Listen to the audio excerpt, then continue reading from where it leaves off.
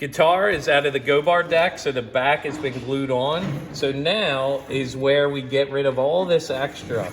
So this whole time you're like, why do we have all this extra? Because it gave you room to work with when you went to glue it on. We're going to use a flush trim router bit in the small router. First thing I'm going to do is come in and out with some relief cuts. So this ball bearing is going to ride along the body, and that's why it's a flush trim bit. So we start with the router base on the guitar back, but not up against it. Turn it on.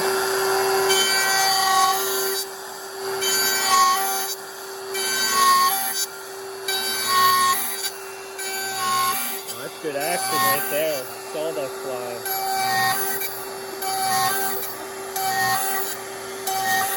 You can turn it off. My nose!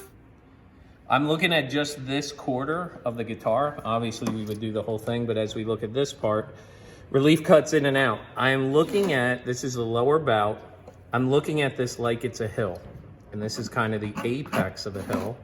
I'm gonna go down the hill that way and down the hill this way.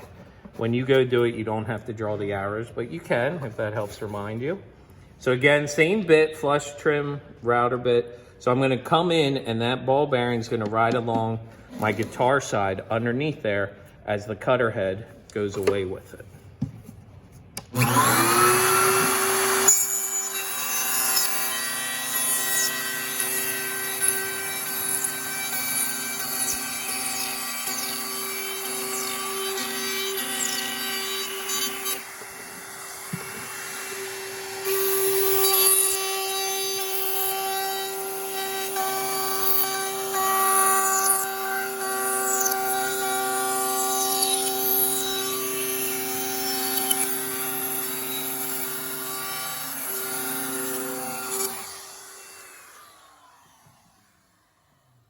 Now that this part's done, repeat the same steps with relief cuts as you go.